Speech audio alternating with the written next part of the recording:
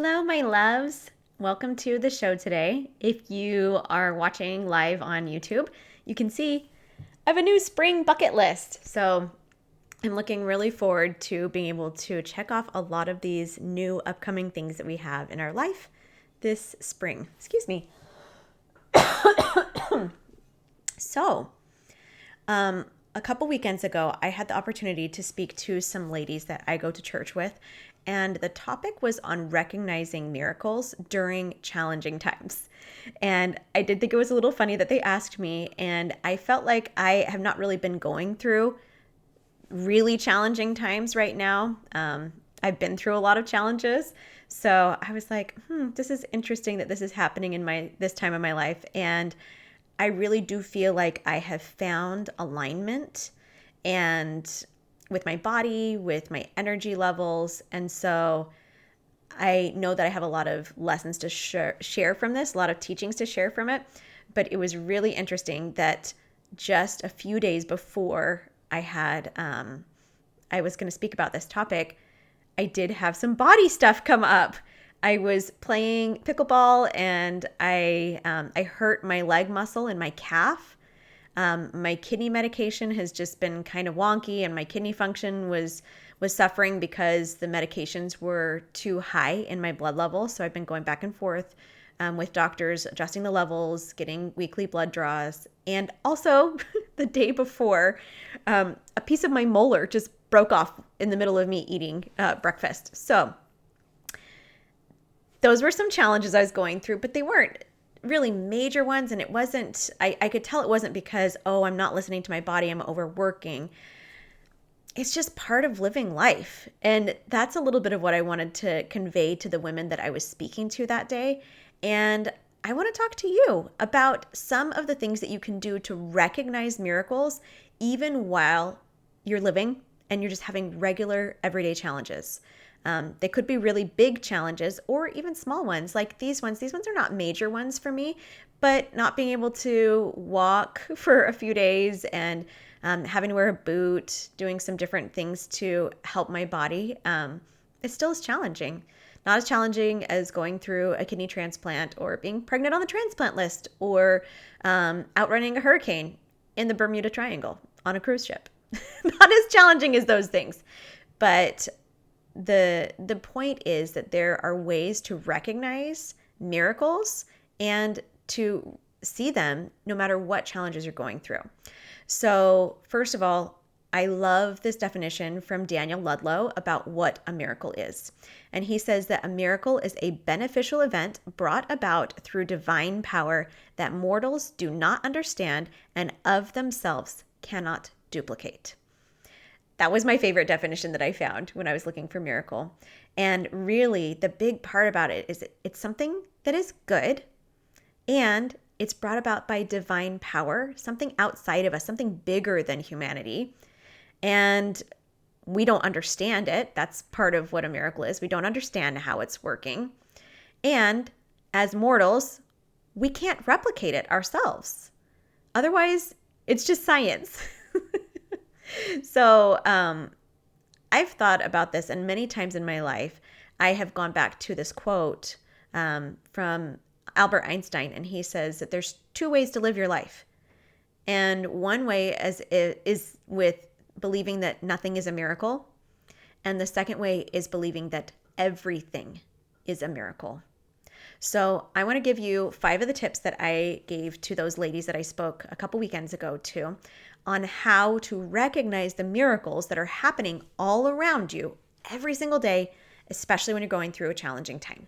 Okay, so I am going to give you the steps really quick, 1 through 5, and then I'll go into depth about each one of them.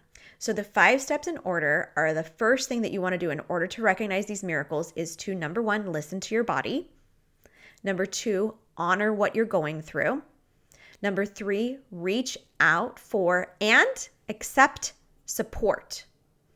Number 4, check your perspective. And number 5, surrender. Okay, so the first one is listening to your body. This is what I think that we,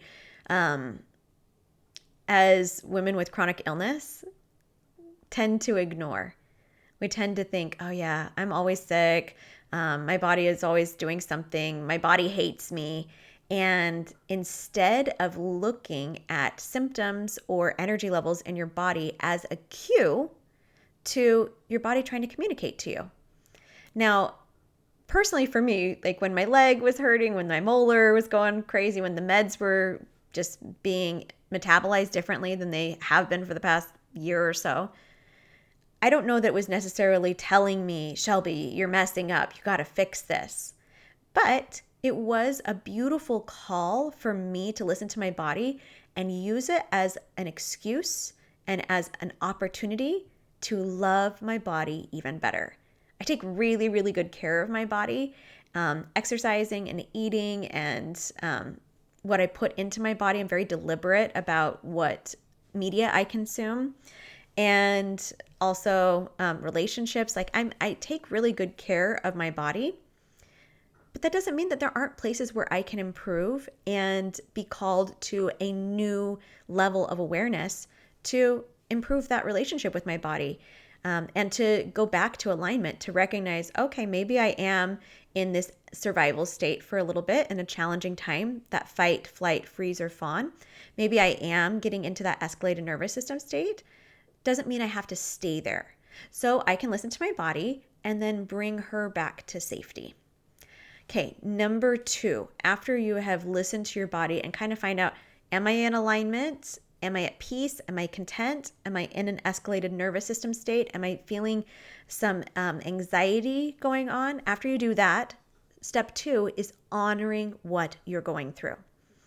I think it's really simple, especially maybe I'm even guilty of it right now, talking about like my calf muscle hurting and my kidney meds and my molar, like just like this trifecta.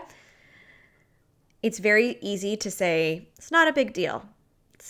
I've been through worse things. So you can see, like even I do it just unintentionally. But when it really is a big thing in the moment, it's so important to honor what it is you are going through and to really see yourself, see what's happening, and not gaslight yourself into thinking other people have it worse. And I've had it, like other things have been more challenging, so I shouldn't feel this way. That's where the shame comes up, and that's what we want to dispel. Instead of going into the shame part of, and I shouldn't feel this way, there's something wrong with me, turning it and using it as a learning opportunity to honor what you're going through and call in more love and respect and self-acceptance. So that was number 2, honor what you're going through. Number 3, this is what my family, my girls of family of women with chronic illness struggle with so much: reaching out for support and accepting it. So I even found myself guilty of this. This is why I feel like it's so timely to share this. Right after my leg got injured, I had so many amazing women from church reaching out and saying, can we help? Can I bring dinner? And I was like, I already have food at my house. My husband cooks dinner most of the time anyway. It's really not a big deal because I wasn't necessarily honoring what I was going through. And I had a good friend of mine and a sister tell me, why aren't you saying yes? And I was like, that's right. This is the time to say yes. This is it. So the next person that asked if she could bring dinner, I said yes. And she was so sweet. She's the kindest woman ever. We knew her when we lived in Ohio the first time. So I've known her for 15, 16 years. And she was just like, oh, I'm so sorry. I can only bring KFC. And I was like, you don't understand. My family's going to be so excited for KFC. I love KFC. We never eat it, but it's delicious. And so being able to reach out for that support and to accept it, that is what grows you. And Brene Brown has a quote about it. I'm going to pull it up really quick on my phone. That is so powerful. She says that when you judge yourself for needing help, which is what I was doing and what many of my clients do and many women that I meet, when you judge yourself for needing help, you judge those you are helping. When you attach value to giving help, you attach value to needing help. The danger of tying your self-worth to being a helper is feeling shame when you have to ask for help. Offering help is courageous and compassionate, but so is asking for help. So when you are able to ask and receive from a place of self-compassion and love for yourself, that allows you to extend it to more people even freely and more abundantly. So that, and also people want to help. I talked on the podcast before, but right before my kidney transplant, I didn't realize how sick I was. Common theme amongst my clients, I know, because I am you. Didn't realize how sick I was, and I wasn't reaching out for support and accepting it. And so I had made a rule for myself during that time that if anybody asked if they could help, I had to say yes. And if I couldn't think of something in the moment, I gave myself 24 hours to get back with them, something specific that they could do that would be helpful for me. A piece of why I think that's so important is because as women, as mothers, as wives, whatever your role is, coworker, whatever, your job title as an employee, any of those things, we tend to put everybody else's needs first. And so you don't even know what your needs are. You don't even know what to reach out for support for because you have just put yourself so much on the back burner, which is why a lot of times your body is speaking to you through these symptoms and you're feeling this fatigue is because you don't know what you need in order to thrive. You have built those relationships up with the people around you, but you haven't done it personally for yourself. And that is an invitation that your body is trying to extend to you, trying to say, hey, can you please find out what will be the best for me and then make it so. So anyway, just interesting thoughts to ponder. Okay, number 4 is check your perspective. So when you're going through something challenging, it can be hard to see those miracles. It can be hard to see like, this doesn't feel like it's good. This doesn't feel like it's a good thing to happen right now. And I know that the circumstance is neutral. I know that my leg, having pain is neutral.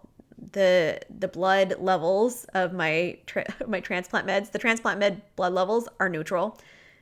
Piece of my tooth falling out of my mouth is neutral. But where's the miracle?